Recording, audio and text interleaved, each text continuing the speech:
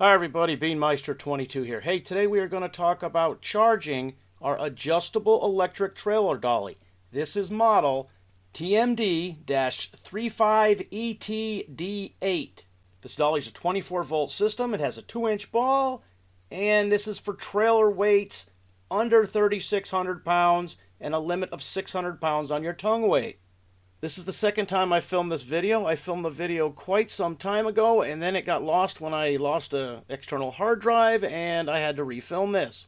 Now, this unit comes with an owner's manual, but it's kind of vague on a few things. I'll put a link to the owner's manual down in the description of this video.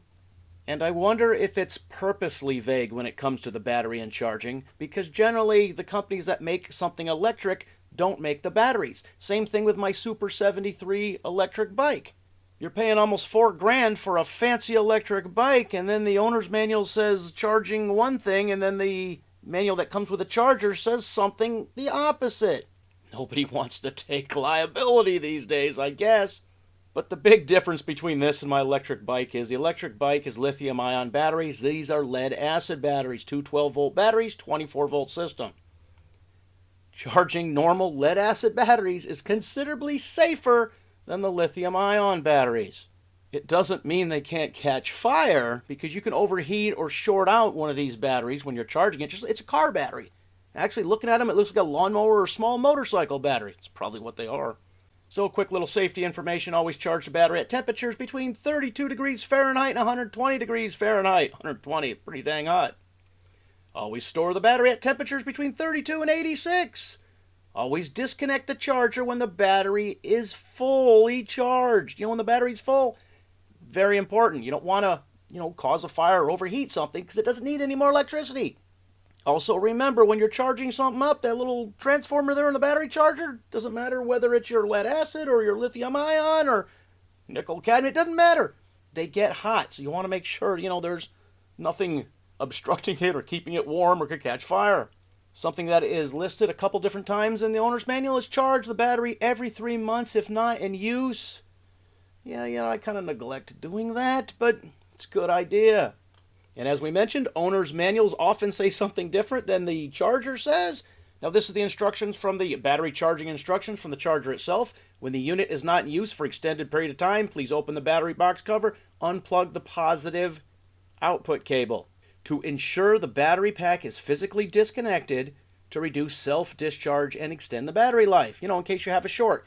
It's good, same thing you do with your RVs, your camper, a truck, or a car you don't use for a long period of time. Charge the battery pack at least every 2 to 3 months during storage. And that's the only instructions that came with the charger. Now, per the owner manual, this says, always remove the battery when the unit is not in use for extended periods. Well, I'm not removing the battery. I might disconnect it, yeah, I'm not going to remove it. Never operate the charger with a damaged cord or plug. Replace immediately. Well, yeah. Never use this charger on any other batteries. Well, it says don't do it, so I guess don't do it, right?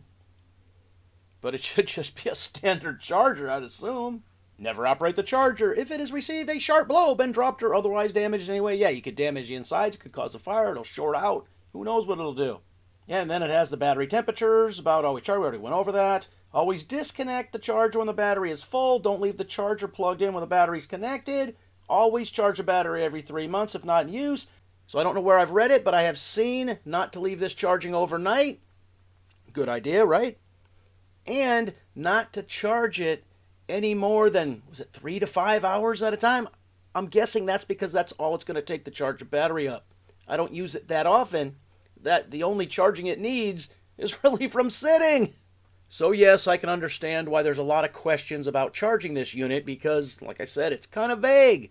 So anyways, we're going to start with the basics. Before you charge this or anything, inspect it. Take a look. Open it up, look around where the batteries are, make sure there's no weird things shorting out or damaged wires or everything. You don't want to have a fire, have something short or damage your equipment. Fully inspect it before use. Fully inspect it before you're charging. Now, I charge this outside, even though these are lead-acid batteries and not, lithium-ion batteries, which, tend to have a problem sometimes during charging. I charge this outside. Out on the driveway with the garage door open, on the back patio. For the purposes of this video, You know, I'm out here in direct sunlight so you can see it. I don't charge this in direct sunlight. You don't want to give it any extra heat source. You know, keep it out of direct sunlight when you're charging it. It's easier for it to dissipate the heat. Another important thing is before you charge this, make sure the power switch is in the off position. You know, you're not supposed to charge things when they are turned on.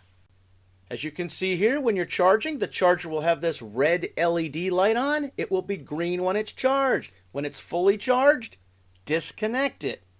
After you've disconnected the charger, you know, take a look at the charger, make sure there's no damage to it. Let the charger cool down. Don't put it, away in a box. If it's hot and overheating, you don't want it to ignite something. Also, once again, inspect your dolly. Make sure there's nothing overly warm in there, and if there is something warm, let the dolly cool off before you put it away. But so far, I've been completely happy with this unit. I am happy with the price that I paid. I actually paid less than $1,000. I think I paid less than $900. Because I purchased it one place and then somehow it just never, the deal fell through and they refunded my money and then I bought it on Amazon of all places. But it's selling for about $1,000 now on Amazon. So if you have any questions, leave them in the comments section. Hey, as always, thanks for watching.